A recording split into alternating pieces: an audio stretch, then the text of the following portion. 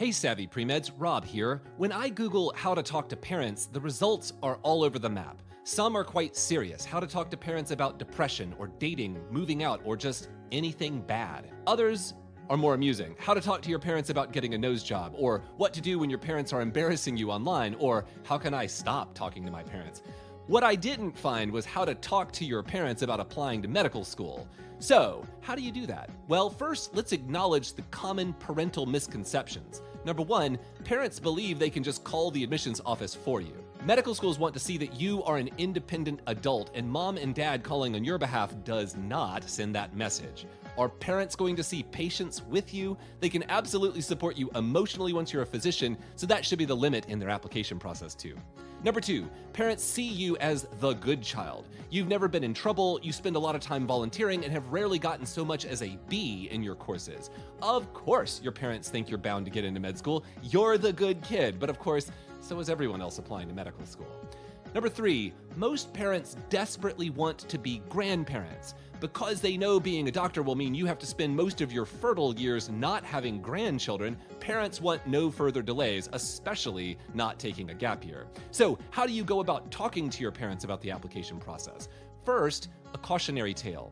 The parents didn't want to feel ashamed that their daughter would get rejected, so they wouldn't let their daughter tell anyone she was preparing for the MCAT. They made her study at home, they wouldn't let her take a prep class, she had to lie to friends and family about what she was doing that summer. So, pop quiz, how well do you think that student did on the MCAT? You guessed it, not so hot. So that family discussion was crucial, and that's what you should be thinking about is you want these people on your team.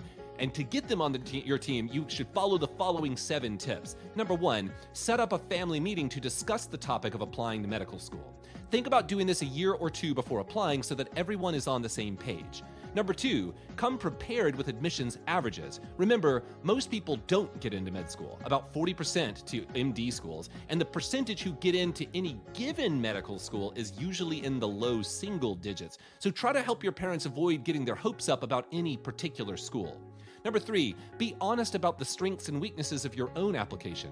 Not sure what those strengths and weaknesses are? Talk to a good pre-med advisor either at your college or at a reputable company. Number four, talk about Plan B. Many parents say things like, failure isn't an option, but that attitude, I think, heaps unnecessary pressure on an unpredictable process. So what will you do if you don't get in? Apply to a post-bac program? Apply to DO or international schools? What? Number five, if you want to take a gap year, remind your parents that the average age for starting med school is 24 and that gap years are considered unequivocally good. Number six, now is a great time to talk finances. MCAT registration fees, application fees, MCAT preparation and application consulting fees. Applying to 25 schools costs roughly $4,000. So make a budget now so you don't have to put everything on your credit card.